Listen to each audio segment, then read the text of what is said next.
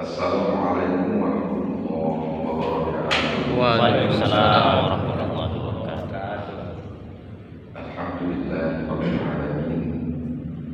Wassalatu wassalamu ala asyrafil anbiya'i wal mursalin wa ala alihi wa sahbihi ajma'in. Amma ba'd. Yang sama-sama kita hormati Kepala Kantor Pusat Kecamatan dari Al-Mukarram Bapak Ali Muhammad. Kemudian yang sama-sama kita hormati Ketua Majelis Ulama Kecamatan dari Al-Mukarram Ustaz Muhajir SID dan seluruh pengurus MUI. Ada Ustaz Muhammad Khatib, ada Ustaz Farhan, dan yang saya muliakan Bapak-bapak sekalian, Bapak Ibu, karena Ibu satu orang yang belakang jadi mewakili pengurus atau takmir masjid di Kecamatan Dayun yang tidak dapat disebut satu persatu, tapi bukan berarti ukuran bersama mas saya kepada bapak-bapak sekalian, kepada bapak kiai, tokoh masyarakat, tokoh agama, alim, ulama, dan seluruh yang hadir. Kita berbahagia sekali pada hari ini, bapak ibu sekalian, kita bertemu bersilaturahim dan bertaklim yang jelas dalam rangka bincang-bincang berkenaan dengan pengelolaan masjid yang tentunya saya yakin bapak-bapak ibu semuanya sudah sangat berpengalaman, punya banyak ilmu dan pemahaman tentang bagaimana cara mengelola, memanage masjid. Jadi bukan berarti silap-silap nanti saya yang berguru kepada bapak-bapak sekalian, ya, karena pengalamannya, keikhlasannya dalam mengurus masjid dan membangunkannya. Tapi walau bagaimanapun itu tidak ada salahnya kita saling berdiskusi, karena terkadang kita berdiskusi itu bapak ibu sekalian, misalnya kita kalau ada masalah, masalah itu kita bertemu dengan seseorang dan kita minta nasihatnya. Padahal nasihat yang dia sampaikan itu sebenarnya kita sudah tahu. Tapi ketika dia menyampaikan sesuatu yang sudah kita tahu, itu ada pengalamannya secara psikologis bagi kita. Sebab itu dalam agama itu adalah sarana usaha nasihat dan dinu nasihat. Nah, kita juga dianjurkan untuk saling berbagi, berdiskusi berkenaan dengan hal-hal bersifat keagamaan yang tentunya itu dihitung sebagai taklim dan majelis ilmu, majelis zikir, yang mana itu kata Rasulullah kalau untuk negeri jenderal salah satu utama dan utama syurga. Jadi kita yang hadir di sini hadir di taman-taman syurga itu. Kita bermohon kepada Allah semoga kita sehat semua dan segala urusan dilancarkan oleh Allah dalam keturunan kita anak soleh dan soleh. Amin. Amin ya Allah. Sekali lagi kita bersolat kepada Baginda Rasulullah Muhammad SAW. Allahumma shalli ala sayyidina Muhammad wa ala ali sayyidina Muhammad. Bapak Ibu, kalau kita bicara masjid, tentu ada konsekuensi hukum. Masjid itu kan sebuah istilah yang dari segi pemaknaan kita tahu semua. Kata kerja dasarnya sajadah, jadi tempat sujud. Tapi efek dari sesuatu disebut masjid, ada hukum yang terikat, yang melekat kepada masjid itu sendiri. Ya. di tempat kita ini ada istilah masjid, ada surau. Kalau kampung saya sebelah pesisir itu kawannya masjid surau, Langgar. langgar. Kalau di daerah sini musola. Kalau kami dulu di ngaji di surau. Kalau simpelnya orang mengatakan apa beda surau musola dengan masjid? Kalau masjid ada Jumat, dia bilang kan. Kalau surau tak ada Jumat. Kayak gitu ya. Benar salah itu Pak? Iya. Iya ya. Iya. Nah sehingga timbul dan hukum yang lain. Ini surau apakah sama hukum yang melekat pada masjid atau tidak? Nah, kan gitu lagi. Karena kalau masjid itu ada tahiyatul masjid, boleh nggak tahiyatul surau? Nah, gitu ya. Tahiyatul musola, masjid ada i'tikaf, boleh nggak i'tikaf di surau? Nah, kan itu hukum-hukum yang melekat. Yang ulama mengatakan yang baik tak boleh masuk masjid. Gimana kalau masuk surau? Jumhur ulama ya. Tapi sebagian dari para ulama Syafi'i seperti Imam Al-Ghazali membolehkan ya. Nah, karena orang musyrik dibolehkan. Apalagi orang yang haid, karena mereka orang itu tidak terkena najis, tidak najis orangnya. Sebagiannya begitu juga kalau kita lihat di Malaysia Istiqlal misalnya, orang-orang yang tidak beragama Islam boleh nggak masuk masjid di Istiqlal? Boleh ya? Di Malaysia Masjid Putra dibolehkan, padahal mereka bisa saja junub, ya kan? Kalau Masjid Putra Malaysia Putrajaya itu bisa masuk sampai ke tengah. Masjid Jami, masjid yang paling tua, di Malaysia itu di pertemuan Sungai Kelang itu ada namanya Masjid Jami. Masjid Jami itu kalau belajar kamu dulu gambar Masjid Jami itu boleh orang Islam. Karena bagaimana Rasulullah SAW ketika memperbarui perjanjian Hudaybiyah bersama Abu Sufyan belum beragama Islam, tapi perundingannya di Masjid Nabawi, di dalam Masjid Nabawi. Nah, gitu ya. Kita masuk juga pernah menerima tamu dari Bani Sakif, dia tidak beragama Islam, perundingannya juga dalam masjid. Gitu. Ada juga tawanan perang diikat dalam masjid. Jadi hukum-hukum yang melekat ini kan apakah sama dengan sholat? Apakah juga melekat gitu? Ya. Dan itu para ulama menghukumkan kalau masjid itu wakaf. Wakaf tanahnya mesti wakaf, bangunannya juga diwakafkan untuk apa? Sholat lima waktu. Ya. Jadi kalau ada orang saya wakafkan tanah ini untuk masjid, apakah otomatis tanah itu jadi masjid? Kalau jadi masjid, berarti seluruh hukum masjid itu melekat pada tanah itu walaupun kosong. Nah, kan gitu ya, walaupun kosong. Gitu. Nah, ini semua tanah wakaf masjid. Nah, boleh nggak orang lain parkir?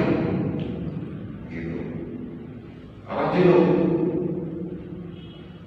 Nah ini dampak hukum. Kalau sampai seluruh, kalau ini tanah wakaf, tentu wajib orang yang mewakafkan tanah ini untuk masjid, otomatis semua tanah ini adalah tanah masjid. Kalau begitu, nggak boleh bikin toilet di sini, sama dengan kita buang air di masjid. Gitu ya. Nah, jadi memahami itu. Nah, teras masjid termasuk termasuk masjid kan? Terasnya.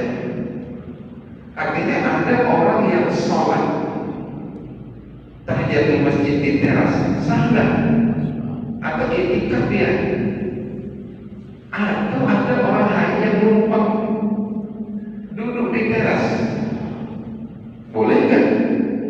Nah ini kan sebuah fenomena. Artinya sholat di teras sama dengan bangunan masjid. Tapi ketika ada orang lain boleh sampai teras saja. Nah ini kan bermasalah jadinya. Nah, gitu. Bapak sekalian. Jadi musola itu, surau itu, kalau dia diwakafkan untuk sholat 5 waktu, maka dia juga masjid. Walaupun tidak ada Jumat, jadi tidak ada indikator masjid itu salah satunya sholat Jumat. Memang ada dari kalangan para imam mazhab, bahwasanya sholat Jumat itu kita boleh sholat 5 waktu di mana-mana masjid, sholat Jumat di masjid Jami. Makanya di Malaka itu Bapak Ibu sekalian ada Jumat minggu ini di masjid A, Jumat minggu besok masjid A kosong, masjid B itu terjadi lagi. Nah, itu ya pemahaman masjid. Nah, apabila kita bicara masjid, maka akan muncul takmir masjid. Ya kan? Takmir masjid. Nah, pengelola masjid itu pertama ada disebut dengan imam. Kalau kita lihat makna imam, Bapak Ibu, itu maknanya di komus itu bina bangunan fisik. Nah, ya kan? Imam itu kaitannya dengan fisik. Dinding, kapet, pagar, pokoknya yang berkaitan dengan fisik. Ada juga pengurus itu idarah. Idarah ini sesuai dengan bahasa idarah dalam kantor, artinya administrasi. Ada juga dari ayat pemeliharaan. Nah, itu secara ringkasnya pengurus masjid itu ada yang berkaitan dengan pembangunan, ada yang berkaitan dengan administrasi, ada yang berkaitan dengan pemeliharaan. Tetapi yang selalu menjadi permasalahan adanya faktor keuangan di dalam masjid. Pertama kita bahas yang pertama sekali itu adalah wakaf. Ya Pak ya, wakaf. Nah, kita kaji wakaf supaya kita bisa memisahkan mana wakaf, mana infak, ya, mana hibah, mana sholat. Wakaf itu Bapak Ibu, ya sesuai dengan asal namanya saja sudah jelas. Waqafa, yaqifu waqaf, berhenti. Jadi kalau dalam kitabnya Kifayatul Aqyal, wakaf itu kan pertama katanya yuntafa'u bi ma'baqi ainihi, katanya bendanya harus bermanfaat tapi zatnya berkenalan. Nah, gitu ya. Ini bukan saya mengajar Pak Yai, ini ya untuk ditahu dari saya. Tapi kitab ini kan kitab pondok ini. Ya. Yang kedua disebut ayyakuna ala aslin mawjudin asalnya ada, ya. Kemudian turunnya ke bawah, la yanqati', tak terputus. Artinya benda itu tahan lama, gitu. Bendanya tahan lama. Yang kedua, benda yang tahan lama tadi adalah yakuna fi mahzurin, bukan benda yang tak boleh dimanfaatkan atau benda yang dilarang. Tiga pokok, ya. Satu, sustainable. Kalau bahasa orang India, ya, anak-anak sekarang lah, manfaatnya berkepanjangan, ma'amafati ainihi, zatnya berkekalan, tahan lama. Yang kedua, mesti berwujud, jadi tak boleh mewakafkan sesuatu yang belum ada. Sesuatu yang belum ada. Kalau ulama banyak pembahasan itu, ya, di Islam Adilah itu menjadi hibah wasiatnya. Kalau benda itu belum ada, yang berlakunya tak tulus sepertiga. Ya. Jadi benda yang harus ada. Yang ketiga, benda yang bukan sesuatu yang dilarang. Kemudian juga wakaf itu la tubak.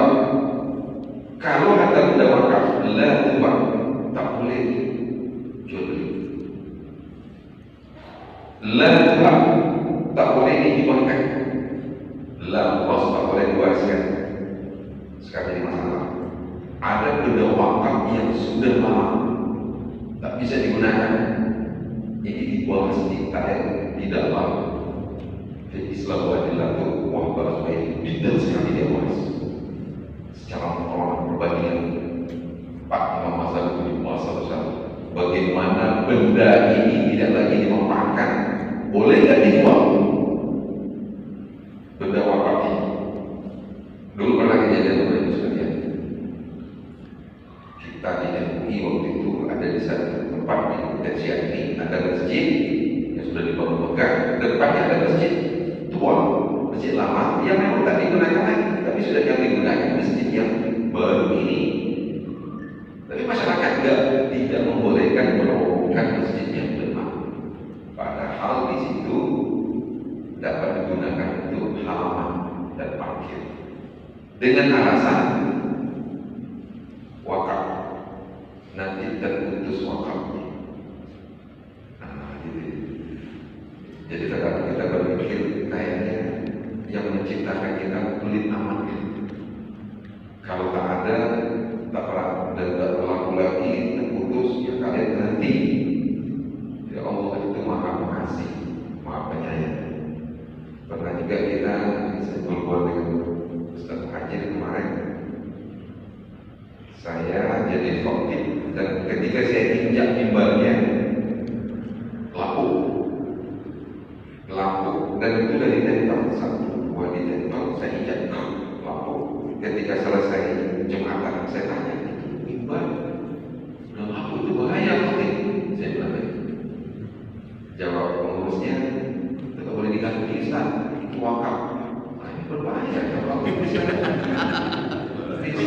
jepit kaki.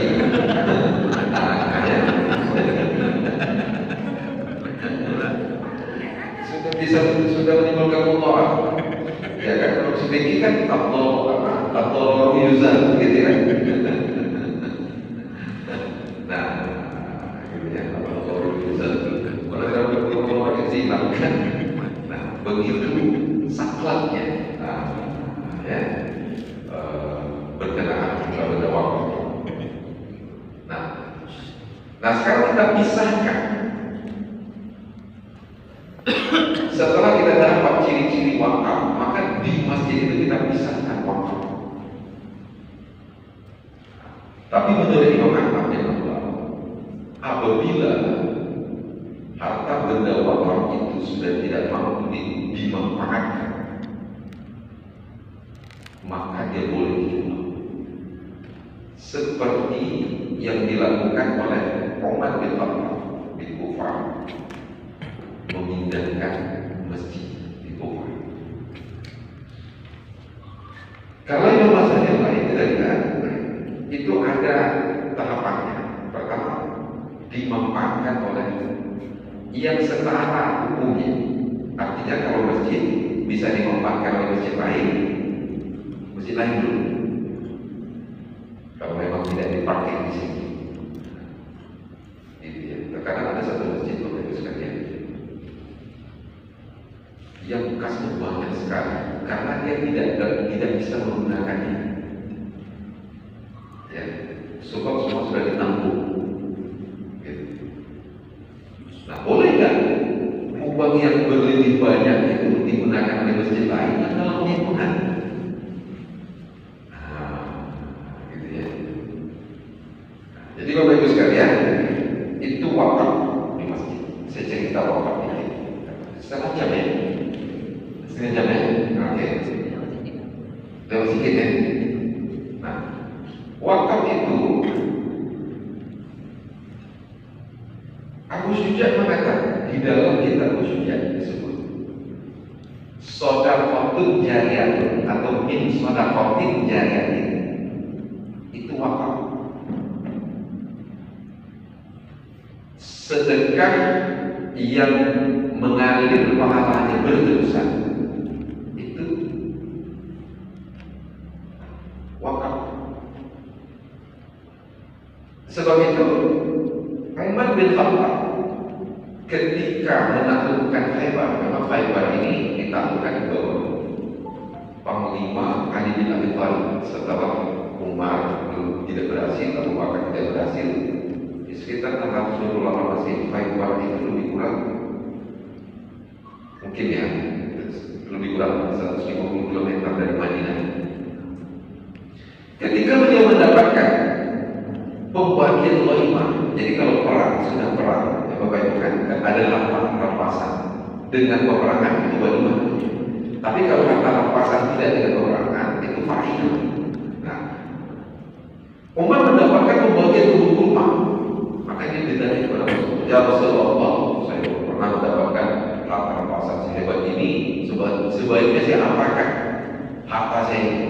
Kita harus mengatakan habas tak aslaha sodakta, ya. Artinya ini kebun tetap dipertahankan, tapi hasilnya disedekahkan. Nah, ini menurut para ulama sebagai wakaf pertama.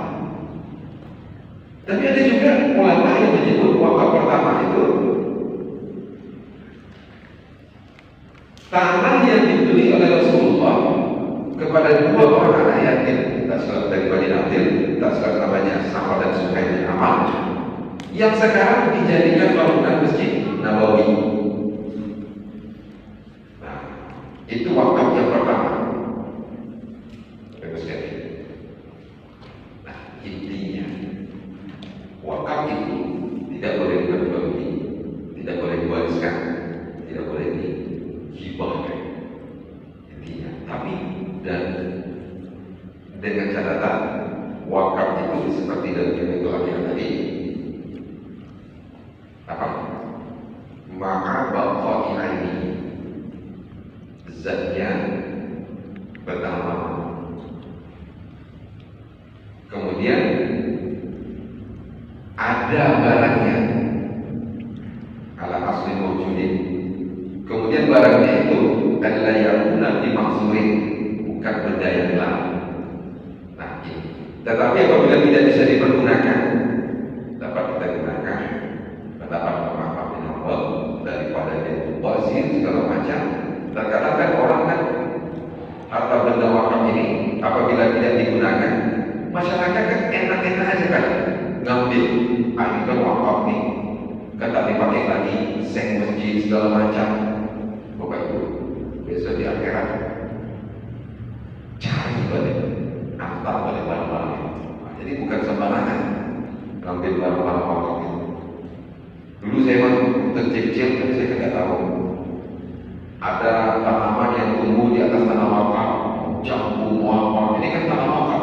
Menurut kita tanah wakaf itu tanah milik bersama, jadi siapa-siapa boleh ambil. Yang kedua, ada yang disebut dengan hibah.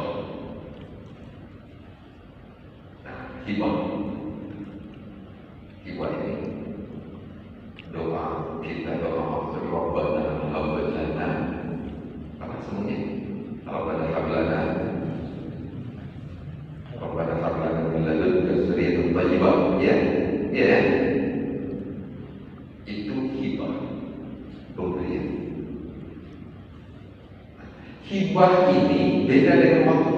Hibah ini perpindahan hak milik dan dia dapat diperjualbelikan. Dalam Abu Bakar Syahwat yang nanti tahu ini kan disebut kalau barang itu diserahkan li ajrin nawabi ma'asilati fakana hibatun fakana hibatan, katanya kan. Nah, kalau sesuatu diserahkan untuk mengharapkan pahala, maka silatin dengan siwak fakana hibatan, maka itu adalah hibah. Tapi kalau sesuatu diserahkan li ajrin nawabi untuk mendapatkan pahala, bila disilatin tidak dengan silat, fakana sodaqatan faqat, maka itu disebut sedekah. Jadi kalau hibah itu ada sifatnya. Ini saya hibah. Ya, baik saya terima hibah.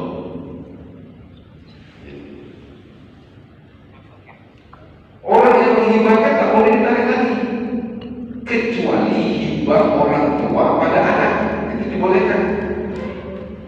Jadi kalau ada orang tua menghibahkan sesuatu ke anaknya, tanahlah, ini saya hibahkan kepada Allah ini, atau apa namanya, menjadi nama Allah sendiri, kata ayahnya. Tiba-tiba anak ini lewat jalan depannya jadi mahal, padahal sebenarnya sudah dirubah segala macam, 10 tahun, 20 tahun orang tuanya di situ, orang tuanya nengok, oh ini tanah mahal nih, tak jadilah saya hibahkan. Wah sini suratnya, nggak bisa kan? Hibah orang tua pada anak boleh ditarik, tapi hibah pada orang lain tak boleh ditarik. Kalau kata kami udah kecil-kecil dulu terbalik lidah katanya. Nah, gitu ya, terbalik lidah hibah. Tapi kalau tidak dengan siwak itu menjadi sedekah, menjadi sedekah. Nah, ada kaitannya dengan infak. Infak itu apa? Sedekah. Infak anfaqa af'ala yuf'ilu yunfiqu if'alan infaqan, ya. Kalau salah orang protes soal masalah dalam mengenai kisah Madinah ya, dalam masalah protes ya, apa? Nah, infak sedekah itu matanya sama ya. Cuma sedekah ini ada yang wajib, ada yang sunnah. Yang wajib sedekah itu zakat. Tapi dalil zakat seperti zakat profesi, dalilnya juga infak. Contoh, anfiqu min thayyibat ma kasabtum wa mimma akhrajna lakum. Itu kan dalil zakat profesi, infak juga. Artinya ada yang wajib, ada yang sunnah. Dan yang sunnah inilah infak atau sedekah yang tidak mengikat. Jadi ada dua. Yang pertama, tabarru'atul mutlaqah. Yang kedua, tabarru'atul muqayyadah. Yang muqayyadah ini Bapak Ibu sedekah. Kembali kepada penafsiran apa namanya yang saya sampaikan tadi, apabila pemberian itu li'ajli tawabi bi kondisi rotin fakanas sedekah apa. Kalau ada orang menyerahkan sesuatu tanpa siwak, tanpa akan apa-apa, itu disebut sedekah saja. Ada dua. Satu, yang sifatnya tanpa mutlaqah, yang kedua muqayyadah. Kita bahas muqayyadah. Muqayyadah itu adalah dia tadi kan. Contoh, kita umumkan Bapak Ibu sekalian, ini akan kita sebarkan kotak infak sedekah untuk pembangunan loh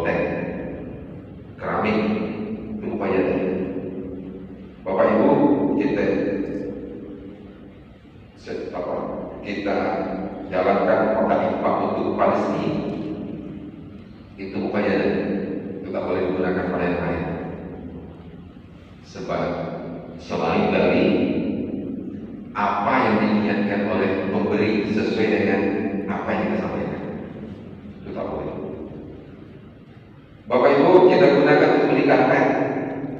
Beli karpet. Untuk teras.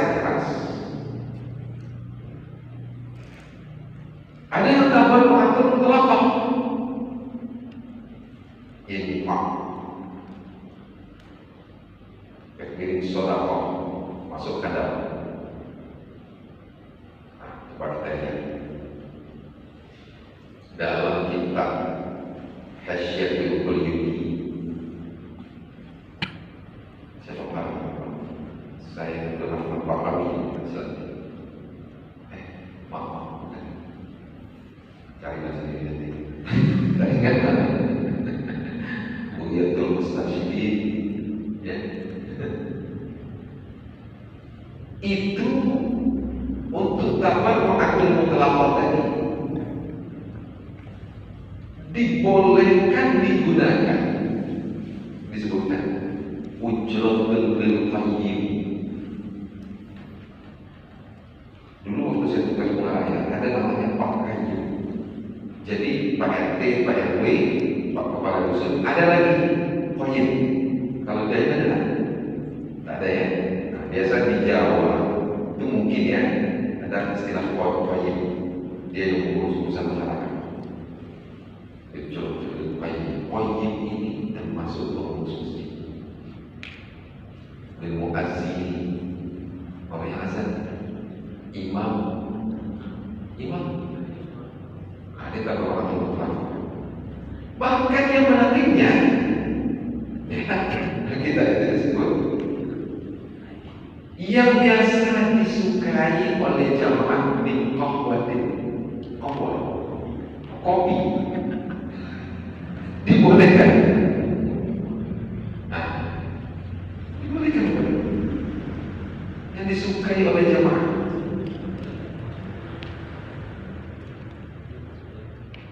Dibolehkan. Tapi dengan catatan dapat waktu mutlaqah.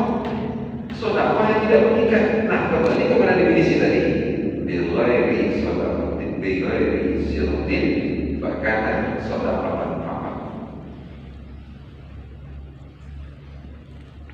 Gitu ya.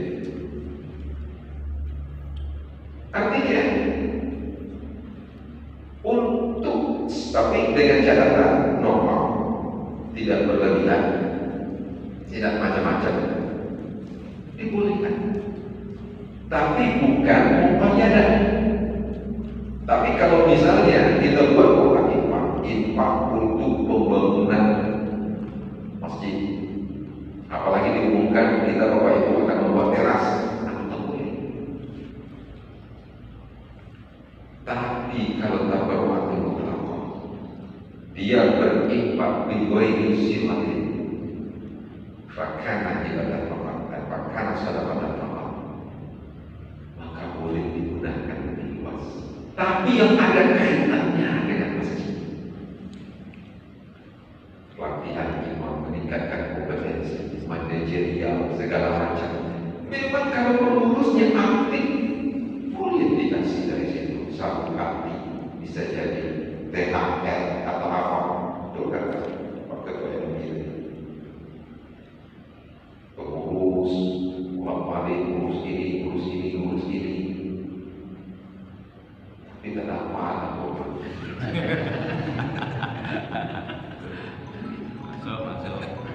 Tapi jangan, aku kok tak dapat. Bapak dapat tengok di SK, ada nama itu katanya. Ada yang dapat terus, tapi di SK ada. Jadi dasar memberi itu bukan SK, dia aktif mengurus. Gitu ya. Misalnya Bapak Ibu, kalau fikih juga ada. Kalau untuk ikhtiar itu hati-hati. Jadi kalau dihisab jam sholat jam 12.20, ya, misal sholat zuhur jam 12.25, itu orang yang menghisab. Dia kan menentukan ini kan yang hisab. Sholat duha, sholat syuruk, segala macam, pakai sinus, angin. Inilah selama Islam. Ada ikhtiar di situ. Kalau waktu zuhur itu masuk jam 12 lewat 20, sebenarnya waktu itu masuk dalam hitungan matematis astronomi 12 lewat 18. Tapi kenapa dibagi 2 menit menjadi 20? Itu namanya ikhtiar, kehati-hatian. Lebih baik sholat lewat waktu 2 menit daripada sholat belum masuk waktu. Semua yang kita pakai ini pakai itu. Dulu kan kita pakai hitungan manual, gali emas, sinus, utang, dan segala macam. Sekarang gampang kan, ada aplikasinya. Nah, itu begitu saat jauh pakai data rumus MBS, data mau Inggris, sekarang. Tapi ada ikhtiar di situ. Nah, sama dengan tadi untuk kehati-hatian ini juga dibahas. Harus boleh juga persetujuan pertama secara syuro apa? Musyawarah. Atau dengan diumumkan. Selama ini ada proses apa? Bapak Ibu pengeluaran masjid tahun bulan minggu ini untuk gaji imam, untuk para imam sekian, para muazzin sekian, para khatib sekian, ketua sekian, ini sekian. Ada protes?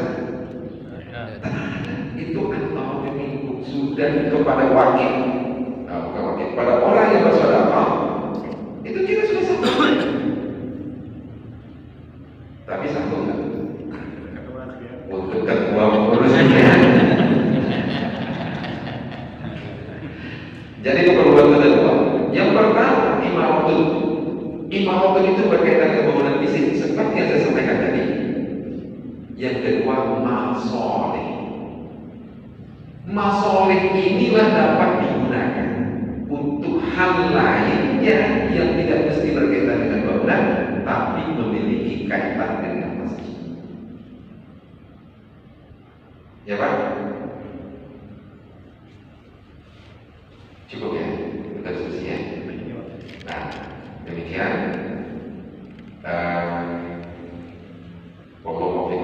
Assalamualaikum warahmatullahi wabarakatuh. Waalaikumsalam. Baik, selanjutnya bagi bapak-bapak yang ingin bertanya silakan ditanyakan. Dalam konteks ini berkenaan masjid juga boleh ditanyakan. Yang jelas kan tanyakan bagaimana pernikahan. Silakan. Yang di